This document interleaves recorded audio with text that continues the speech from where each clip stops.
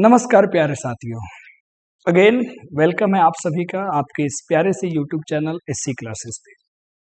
प्यारे साथियों, हम लोग पढ़ रहे थे बीए इंग्लिश ऑनर्स सेमेस्टर 2 का जो मेजर कोर्स है इंग्लिश का, उसमें जितने तमाम हमें 4 यूनिट्स पढ़ने हैं, उस 4 यूनिट के जो ऑथर्स हैं, जो लेखक है, उनके बारे में हम लोग जान रहे थे कि उनका लाइफ यानी कि बॉर्न डेथ से रिलेटेड चीजें, उनका कंट्रीब्यूशन से रिलेटेड चीजें, उनके वर्क से रिलेटेड और उनका जो लेगेसी था और जो लिखने का तरीका था, जो उनका कंट्रीब्यूशन था, उसके बारे में हम लोग पढ़ रहे थे।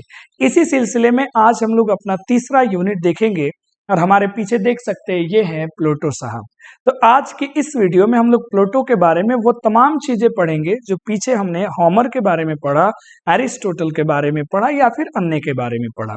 तो आइए देखते हैं इनके बारे में। ठीक है प्यारे साथियों, ये सारी चीजें एक फिगर में है और जो कि थोड़ा सा नीट एंड क्लीन नहीं है, तो इससे ज्यादा अच्छा है कि हम लोग चलते हैं अपने उस मुद्दे पे जहां हमें इसके बारे में जानना चाहिए। तो आइए प्यारे बच्चों, एक एक करके समझते हैं। पूरा नाम वही है प्लेटो, वो भी ग्रीक है, ग्रीक में इसको ऐसे लिखा जाता है। ठीक है, जैसे आपने पढ़ा होगा एरिस्टोटल का। ठीक है, तो वहां पे आपको वो भी कहाँ के थे, ग्रीक के ही थे। और ये बताया गया था कि एरिस्टोटल के जो मेंटोर रहे हैं वो प्लेटो रहे हैं। ठीक है, चलो प्लेटो के बारे में और जानते हैं। बॉर्न की बात करें तो 427 बीसी एथेंस या फिर एजिनिया, ये कहा ग्रीस में हुआ, यूनान में हुआ। डेथ की बात करें तो अप्रॉक्स 347 में हुआ, एथेंस, ये भी कहा ग्रीस में ही। ऑक्यूपेशन की बात करें, अगर हम लोग इनके पेशा की बात करें प्यारे साथियों, तो फिलोसोफर थे, राइटर थे और क्या थे, टीचर थे। और जो हमने एरिस्टोटल के बारे में पढ़ा, वो भी फिलोसोफर थे, वो भी टीचर थे, वो साइंटिस्ट भी थे। ये तमाम चीजें हम लोग कह सकते हैं। और सबसे बड़ी बात है, एक चीज तो आप हमेशा जान जाओ, इनको आप पोएट्स भी कह सकते हो, कोई दिक्कत नहीं है। ठीक है, फिलोसोफर के अंदर में ये अपनी पोएटिक लाइंस भी ढेर सारा इन्होंने दिया है। चलो आगे बढ़ते हैं। एरा सेम है, क्लासिकल ग्रीस एरा के ये भी हैं और एरिस्टोटल भी थे, सेम। कंट्रीब्यूशंस की बात करें, जो अपने लिए बड़ा इंपॉर्टेंट हो जाता है। कंट्रीब्यूशंस के अंदर में क्या है, ये फाउंडर थे किसके, अकेडमी इन एथेंस। एथेंस में एक अकेडमी था उसके, फर्स्ट हायर लर्निंग इंस्टीट्यूशन। ये ग्रीस का पहला हायर लर्निंग इंस्टीट्यूशन था, अकेडमी, जो इन एथेंस। इसके फाउंडर थे अपने क्या, प्लेटो। अब प्यारे साथियों, जिस तरीका से नालंदा यूनिवर्सिटी का नाम आपने सुना होगा, जिस तरीके से नालंदा से पहले तक्षशिला का आपने नाम सुना होगा, तो वो नालंदा क्या था, हायर लर्निंग इंस्टीट्यूशन था अपने इधर एशिया में। उसी प्रकार से ये जो है, इन्होंने जो अकेडमिक इन एथेंस खोला, वो ग्रीस के लिए, वो यूनान के लिए, कह सकते हैं यूरोप के लिए, वो लगभग सबसे बड़ा और बेहतरीन लर्निंग इंस्टीट्यूशन था। डेवलप प्लेटोनिज्म, इन्होंने एक अपना प्लेटोनिज्म एक अपना एक उद्देश्य जो है, विचार स्थापित किया। Early work in political philosophy, ethics के बारे में, एपिस्टेमोलॉजी के बारे में और मेटाफिजिक्स के बारे में इन्होंने ढेर सारा कंट्रीब्यूशन दिया। थ्योरी ऑफ फॉर्म्स की बात करें, जस्टिस की बात करें, आइडियल स्टेट की बात करें, नॉलेज वर्सेस बिलीफ की बात करें, इमोरालिटी ऑफ सोल, ये सब क्या था, इनका फिलोसफिकल थीम था।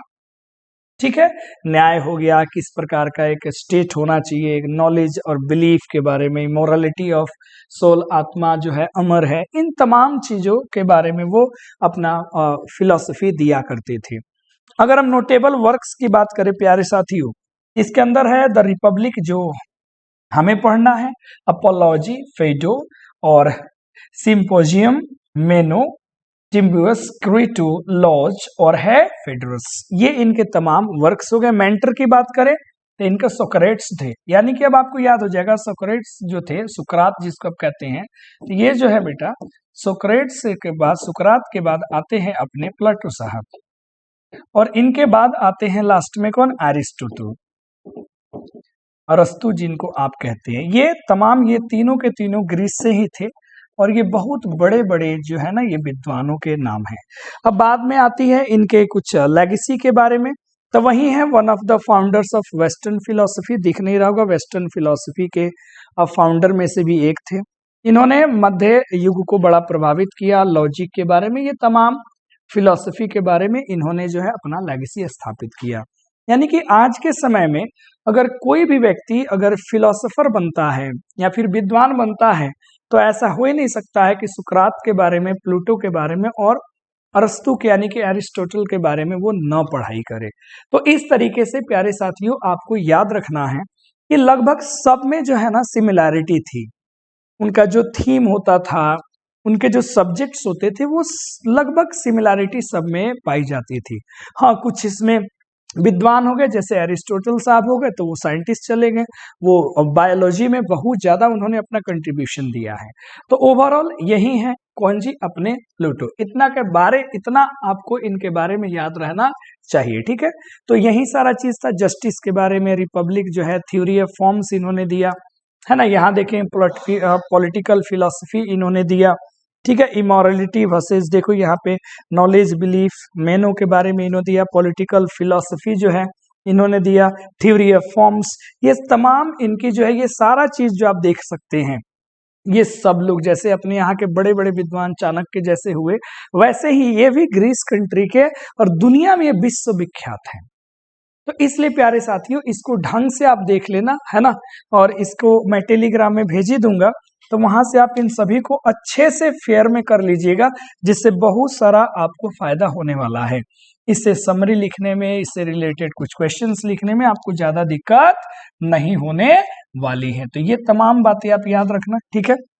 फिर हमारा जो अब लास्ट जो बच गया है सोफोकॉल्स, उसके बारे में जल्द ही वीडियो अपलोड हो जाएगी। तब तक बने रहे और खूब ज्यादा वीडियो को भर भर के प्यार दीजिए, अपने दोस्तों तक पहुंचाइए और टेलीग्राम की संख्या को ज्यादा से ज्यादा हम लोग बढ़ाने का कोशिश करें।